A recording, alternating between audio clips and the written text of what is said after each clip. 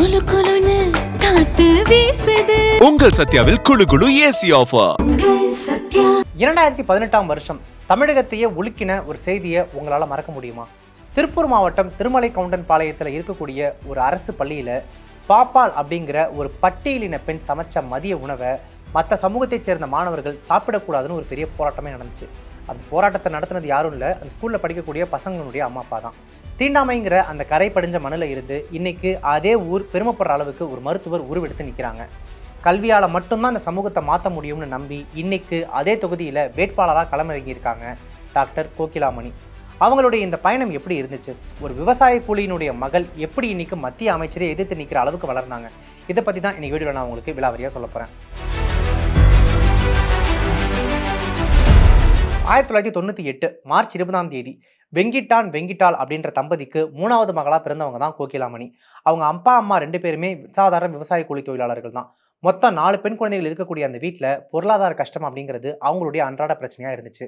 ஆனால் அந்த வறுமையிலையும் கோகிலாமணிக்கு ஒரு வைராக்கியம் ஒன்று இருந்திருக்குங்க. அரசு பள்ளியில் படிக்கும்போதே தன்னுடைய பெற்றோர்கள் படுற கஷ்டத்தை பார்த்துட்டு அந்த பொண்ணு நாம் ஒரு டாக்டர் ஆகி இவங்களை காப்பாற்றணும் அப்படின்னு முடிவெடுத்திருக்காங்க. ஒரு ஏழை விவசாய கூலி தொழிலாளி தன்னுடைய பொண்ணை மெடிக்கல் காலேஜுக்கு அனுப்ப முடியுமா? ப்ராக்டிக்கலி அது பாசிபிளா? ஆனால் அவங்களுடைய அப்பா வெங்கிட்டான் தளரவே இல்லை. கடன் வாங்கியாவது தன்னுடைய மகளுடைய கனவை நினைவாக்கணும்னு போராடினாரு. அந்த போராட்டத்துக்கு கிடைச்ச வெற்றி தான் அந்த பொண்ணுக்கு கோவை மருத்துவக் கல்லூரியில் கிடைச்ச சீட்டு. 2021 மருத்துவ படிப்பை முடித்த கோகிலாமணி வெறும் பணத்துக்காக வேலை செய்யலை. 3 வருஷம் பிரைவேட் ஹாஸ்பிட்டலில் வேலை செஞ்சாலும் ஏழை மக்களுக்கு இலவசமாக மருத்துவ சேவை செய்யணும் அப்படின்றத ஒரு கடமையாகவே வச்சுருந்துருக்காங்க. இப்போ அவினாசி அரசு ஆரம்ப சுகாதார நிலையத்தில் டாக்டராக அவங்க இருக்காங்க. இங்கே ஒரு முக்கியமான விஷயத்தை கோகிலாமணி அவங்களுடைய சமீபத்திய ஒரு பேட்டியில் குறிப்பிட்டிருக்காங்க. அருந்ததியர் சமூகத்துக்கான அந்த 3% உள் இடஒதுக்கீடு மட்டும் இல்லைனா என்னால் இன்னைக்கு டாக்டரே ஆயிருக்க முடியாது அப்படின்னு ரொம்பவே நெகிழ்ச்சியாக அவங்க சொல்லியிருந்தாங்க. இதுதான் சமூக நீதியினுடைய உண்மையான வெற்றி. சரியான வாய்ப்பு கிடைச்சா யாராலையும் சாதிக்க முடியும் அப்படிங்கிறதுக்கு கோகிலாமணி ஒரு ஆகச்சிறந்த பெரிய உதாரணம்னு சொல்லலாம். அரசியல் அப்படிங்கிறது கோகிலாமணிக்கு ஒன்றும் புதுசு இல்லைங்க. அவங்க ரத்தத்திலேயே அது கலந்துருக்குன்னு சொல்லணும். அவங்க அப்பா 15 வருஷமாக திமுகவில் கிளை செயலாளராக இருந்திருக்காரு. செய்யூர் ஒன்றிய ஆதி திராவிடர் நலப்பிரிவு துணை அமைப்பாளராகவும் அவர் இருந்திருக்காரு.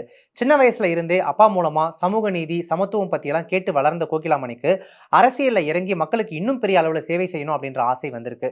இப்போ 2022 இருந்து திமுகவினுடைய மருத்துவ அணி துணை அமைப்பாளராக செயல்பட்டு வர்றாங்க.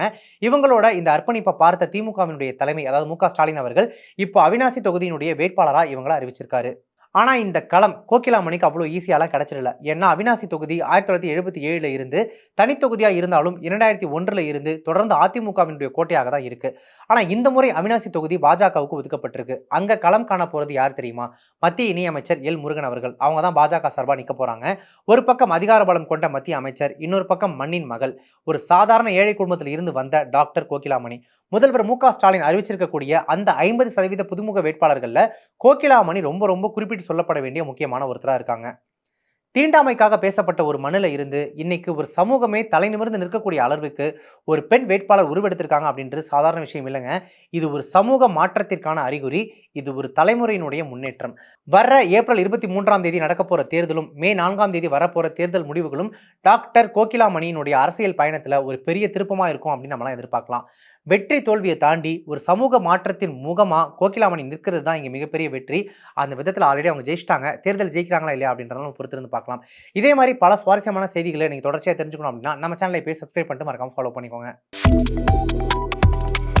Subscribe to One India and never miss an update.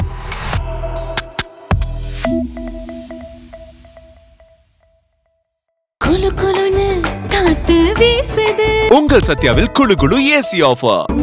Sathya.